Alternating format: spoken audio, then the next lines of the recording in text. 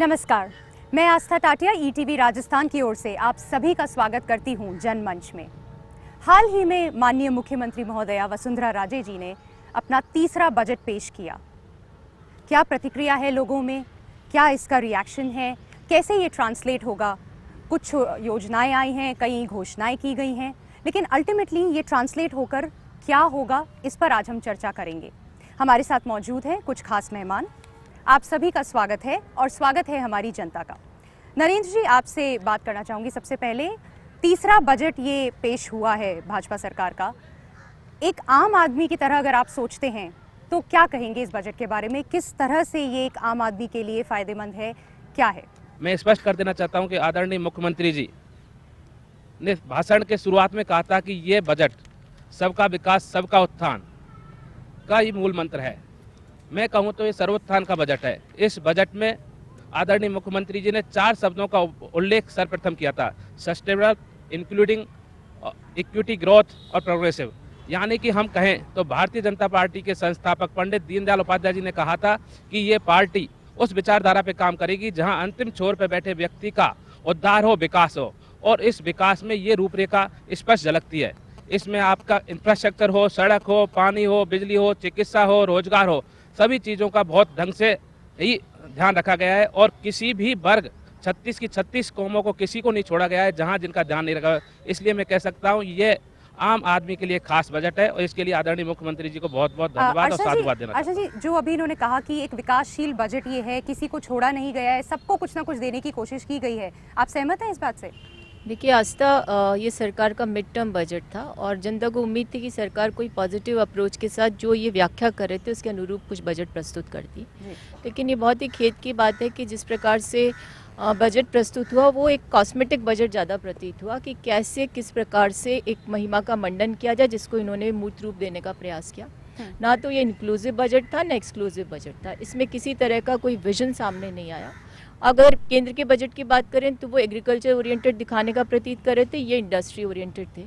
यानी ना तो इन्होंने केंद्र की पॉलिसी को फॉलो अप करके एक विशेष वर्ग को ही राहत देने का प्रयास किया और ना ये बता पाए किस प्रकार से उस इंडस्ट्री को जिसको तुष्ट करने का या निवेश जिसको एक तरह से निवेश ओरिएंटेड इकोनॉमी ये बताना चाहते हैं, इन्वेस्टमेंट इकोनॉमी को, उसके लिए क्या रोड मैप प्रस्तुत करेंगे। हो सकता है कुछ सब्सिडीज़ दे करके, कुछ स्टैम्प ड्यूटी में रिलीफ दे करके और कुछ इधर का उधर वैट को करके ये कुछ राहत देने की बात कर रहे हो, लेकिन वास्तविकता में यह है कि ना तो महंगाई कम होने वाला ये बजट है, ना किसी को सुरक्षा प्रदान करने वाला बजट। और महिला दिवस पर प्रस्तुत हुआ ये बजट किसी भी रूप से महिलाओं को इस प्रकार का संतोष नहीं दे पाया कि वो ये आश्वस्त कर पाती महिला मुख्यमंत्री होने के नाते कि कम से कम ये महिलाओं की सुरक्षा और उनके विकास को समर्पित होता। अर्चा जी, मैं वापस आऊँगी आपके पास में। पूनम चंद जी, आप क्या कहेंगे इस बारे में, क्या लगता है आपको?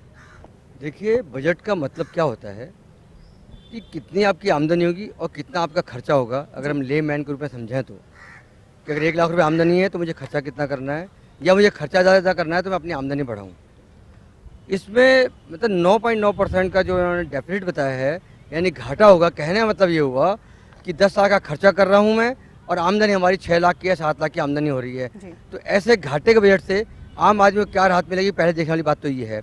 दूसरी बात ये, इस पूरे बजट में मैंने देखा है आम आदमी के लिए राहत की बात क्या है। सबसे पहली बात हम बजट में करते हैं कि महंगाई कम होगी क्या। महंगाई कम करने के लिए आपको जैसे वैट कम करना पड़ता है, या बिजली के दाम कुछ कम करो, पानी दाम कुछ कम करो, तो लोगों को लगेगा कोई राहत मिली हमारे को। लेकिन ऐसी कोई राहत नहीं दी गई है किसी में भी। और जो ये बार बार कहा जा रहा है कि साहब ये रजिस्ट्री के अंदर छूट, वो कुछ नहीं है, वो एक दिखावा है और एक्चुअली वो फायदे वाली बात भी नहीं है आम आदमी के लिए।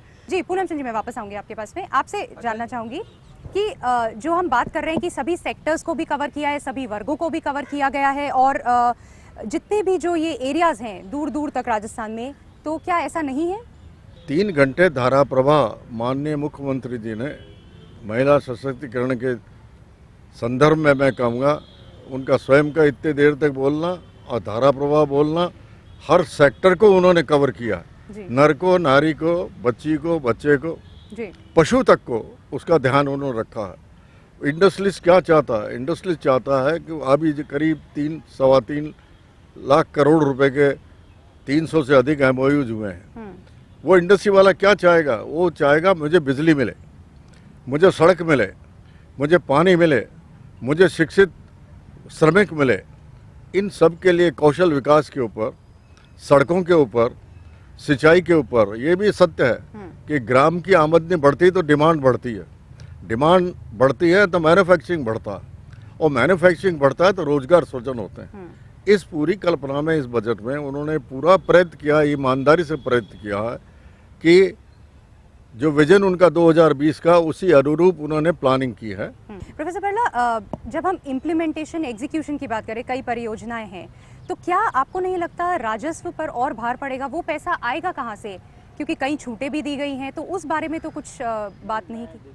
मेरा मानना ये है, पहली बात तो मैं ये कहूँ, 60,000 करोड़ रुपए का जो भार राजस्थान सरकार ने डिस्कॉम कंपनियों का अपने सर पर लिया है जी।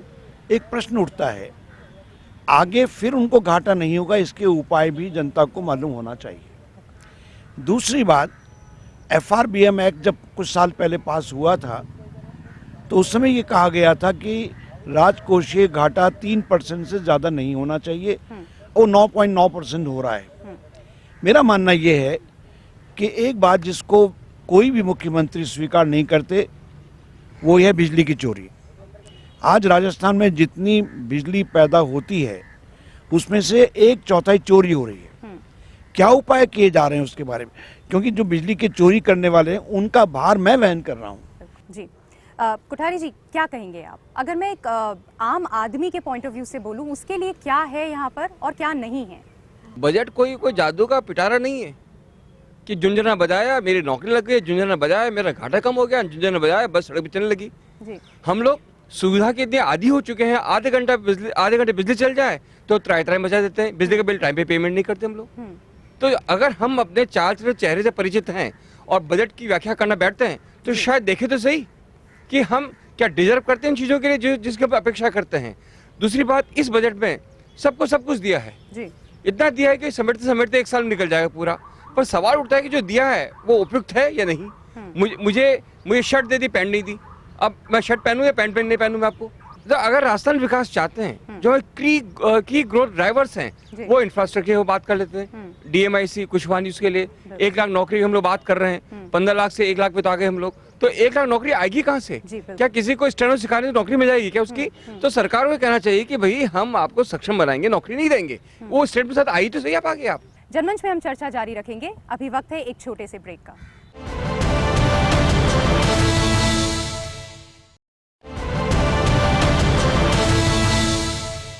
ब्रेक के बाद स्वागत है आपका। नरेंद्र जी, अभी कोठारी जी ने जो एक प्रश्न उठाया है, ये पैसा आएगा कहाँ से? मतलब इसका कोई रोड मैप या किसी तरह का कोई चर्चा इस पर तो नहीं हुई है?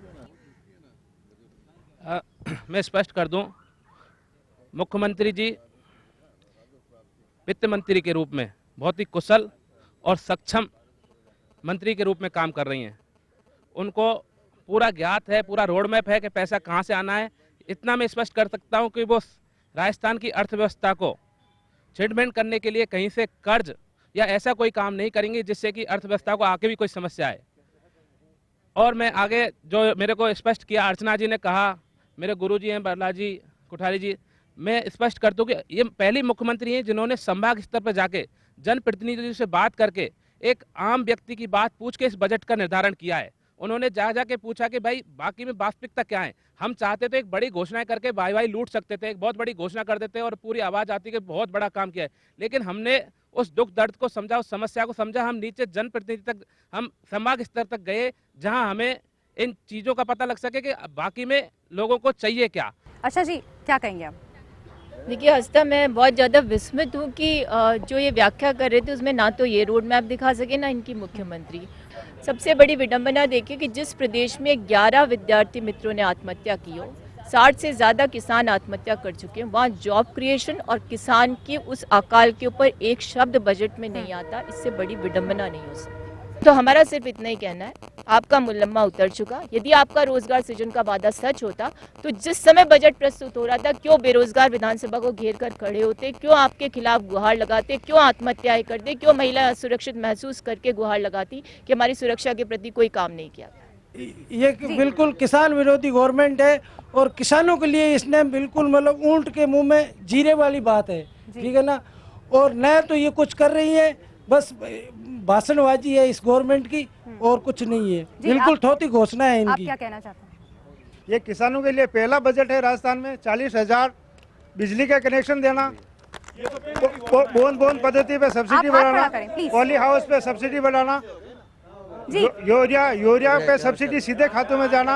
आप इधर दें। ये किसानों के लिए माने तो सबसे बढ़िया बजट है ये किसानों जी के लिए। जी जी आप इधर जी। पिछली सरकार ने किसानों के साथ में 86% अनुदान था और अभी सोलर पर अभी इस सरकार ने मात्र 50% करी है। और पहली सरकार में डिग्गियों के लिए 3 लाख का अनुदान था, जी। अभी वो 1,97,000 है। केएल जैन जी, आपसे जानना चाहूंगी मैं, हम जो ये बात कर रहे हैं, क्या कहेंगे आप? एक तो किसानों को लेकर और दूसरा मैं रोजगार वाले मुद्दे पर भी आपसे जानना चाहूंगी कि क्या नए थर्ड सेक्टर देखिए, खोले गए हैं? अभी किसान के लिए अगर इसको बजट को पूरा देखें तो सिंचाई के संसाधन बढ़ाने के लिए मेरे ख्याल से मुख्यमंत्री जी ने बहुत बड़ी राशि एकत्रित किया। जो नहरों का पुनरुद्धार है, इंदिरा गांधी कैनाल है, गंग कैनाल है, पानी के बहते हुए ओवरफ्लो पानी को उसके भी इंतजाम किए हैं कि पानी बहे नहीं, उसके लिए टाँके बनाने की बात की है। जल स्वावलंबन योजना, उसके माध्यम से उन्होंने इतनी बड़ी 12,000 करोड़ रुपए की योजना वो बनाई है। मैं समझता हूँ, और उससे सबसे बड़ा काम जो किया है कटारा जी, सबसे बड़ा जो काम किया है एग्रो प्रोसेसिंग इंडस्ट्री, जी फूड प्रोसेसिंग इंडस्ट्री को थर्ड सेक्टर डाला। किसान को उसकी उपज का उचित मूल्य मिलेगा, उसका प्रोसेसिंग होगा, गांव के अंदर ही फैक्ट्री लगेगी। सब्सिडी में किसान और सोलर प्लांट वाली जो लगा हुआ है, आज के कांग्रेस के सरकार के मैं 60,000 रुपया मिला गई, अभी वही 3 लाख रुपया हो गई है। किसान 3 लाख रुपया देने को है क्या कोई? एक सौरभ जी, व्यापारियों के नजरिए से क्या ये बजट के लिए आप क्या समझते हैं, क्या रहा ये बजट? व्यापारियों की अगर अपन बात करें, रियल एस्टेट सेक्टर की, जैसा कि हर आदमी को एक घर की ज़रूरत होती है, हाउसिंग बोर्ड और जेडीए बहुत सारे नए प्लान लेके आ रहा है, जिसमें क्या है कि बिल्डर्स और आम जनता दोनों ही को ही इसका बहुत फायदा होगा। मैं बात करना चाहूंगी भरत जी से, युवाओं के लिए, युवाओं की दृष्टि से क्या कहेंगे आप बजट को? ये बजट जहाँ तक है युवाओं के लिए था ही नहीं, और आज तक जो पहले बजट आते हैं ना जितनी सरकारों में, जी चाहे कांग्रेस हो, चाहे बीजेपी हो, चाहे और कोई पार्टियां हो, जी सब एक ही थैले के चट्टे बट्टे हैं। जी कुछ नहीं सिवाय बातों के, घोषणाओं के, कुछ नहीं है। हम विद्यार्थियों के लीडर हैं, बेरोजगार विद्यार्थियों के लीडर हैं। जी 4 महीने हो गए, 4 महीने में 3 बार लाठियां पुलिस हमारे ऊपर बरसा चुकी है। उसका गवाह है रोज के न्यूज़पेपर, और मेरे पास ये कटिंगें धरी है सारी लाइन वाइज। जी एक भी रोजगार नहीं है। प्रशिक्षणार्थी जरूर तैयार करते हैं हर बार, कोई तो 500 नर्सिंग कॉलेजों को मान्यता दे जाता है आके, 500 गुणा 40 और 150 एक कॉलेज से नर्सिंग पास आउट होते हैं, 300 लड़के, तो 5 दिए 1500, तो एक मान लो आप 20,000 प्रशिक्षणार्थी पर साल के तैयार करके जाते हैं। चाहे नर्सिंग हो, चाहे इंजीनियरिंग हो, सबको धंधा बिजनेस बना के छोड़ दिया, कुछ नहीं है। जनमंच में हम चर्चा जारी रखेंगे, अभी वक्त है एक छोटे से ब्रेक का।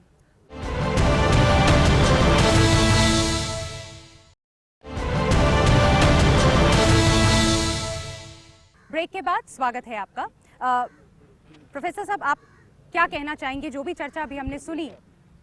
जी, और आपसे एक बार जरूर रेटिंग चाहूंगी, आप कैसे, कितना रेट करेंगे इसको 10 में से, अगर हम एक चाहें? देखिए, एक बात तो मैं स्पष्ट कर दूं, जी 2 जगह मुझे थोड़ी सी आशंका है। जी एक तो हमारा जो प्रशासन पर खर्चा है वो बढ़कर के 83,000 करोड़ हो गया, अंकुश नहीं लगा पा रहे हैं हम। दूसरी बात, 7वां वेतन आयोग जब आएगा उसका खर्चा भी राजस्थान सरकार को वहन करना पड़ेगा, जो अतिरिक्त दिया जाएगा। मेरा ऐसा, मैं थोड़ा सा कैलकुलेशन किया, करीब 30 से 40,000 करोड़ रुपया राजस्थान सरकार पर ये भार आने वाला है। मैं इस बात को कभी कभी सोचता हूँ कि अगर इन्फ्लेशन को या मुद्रास्फीति को रोकना है तो 2 बातें हमको करनी पड़ेंगी। एक तो जो व्यक्ति जिनको सरकार अतिरिक्त राशि देना चाहती है उनको थोड़ा सा अकाउंटेबल बनाए। अकाउंटेबिलिटी ज़रूरी है, क्योंकि अगर वही ढाक के 3 पात रहे तो शायद पैसा बढ़ाने के बाद भी हम इन प्रशासनिक अधिकारियों से काम नहीं ले पाएंगे। रहा सवाल नौकरियों का, मैं एक बात बता दूं, एक भ्रम हम लोगों ने पाल लिया पिछले कुछ दशकों से कि नौकरियां सरकार देगी। सरकार ने एक जिम्मा लिया है आपको कौशल देने का, आपको तैयार करने का। और मैं आपको बता दूं, स्टार्टअप्स का थोड़ा सा अध्ययन, जी जी नहीं, एक मिनट स्टार्टअप्स का थोड़ा अध्ययन कीजिए। स्टार्टअप्स में पूरी सुविधा है। जी अगर कोई व्यक्ति अपना स्वयं का व्यवसाय करना चाहता है, उसको पैसा मिलेगा। जी पूनम चंद जी, आप कुछ कहना चाह रहे हैं? यहाँ हम बजट की चर्चा करनी है कि बजट वाकई क्या आम जनता को राहत देगा या नहीं देगा। मैं ये कहना चाहता हूँ कि पिछली बार ये घोषणा की थी कि 15 लाख लोगों को नौकरी मिलेगी। मुझे बता दें, आज तक किसी को नौकरी मिली नहीं है। 2.5 साल जा चुके हैं। स्टार्टअप के लिए 10 करोड़ का बजट, स्टार्टअप के लिए 10 करोड़ का है। 10 करोड़ में दुकान नहीं खुलती है। और अभी कटारिया जी ने बात कही थी। आप कुछ कहना चाह रहे हैं यहाँ पे? जी जहाँ तक किसानों के लिए इस बजट की बात है, मैं कहता हूँ अपने आप में अच्छा है, बहुत बढ़िया है। मैं एक छोटे से बात में अपनी बात कहना चाहूँगा कि हम जितने भी हैं 90% लोग एक मीठा जहर खा रहे हैं अनाज के रूप में और सब्जियों के रूप में। माननीय मुख्यमंत्री ने प्रत्येक जिले में एक ब्लॉक को जैविक खेती के रूप में चिन्हित किया है। जब माननीय मुख्यमंत्री ने एक ब्लॉक का चयन ही इसके लिए किया है, तो इससे अपने हिंदुस्तान में, राजस्थान में किसानों के लिए कितना अच्छा संदेश जाएगा और अपने जो भाई बंधु है वो मीठा जहर खाने से बचेंगे। आप क्या कहना चाहें पूनम चंद जी? बिजली के दाम कम किए जाएं, उनके खिलाफ कार्रवाई की है।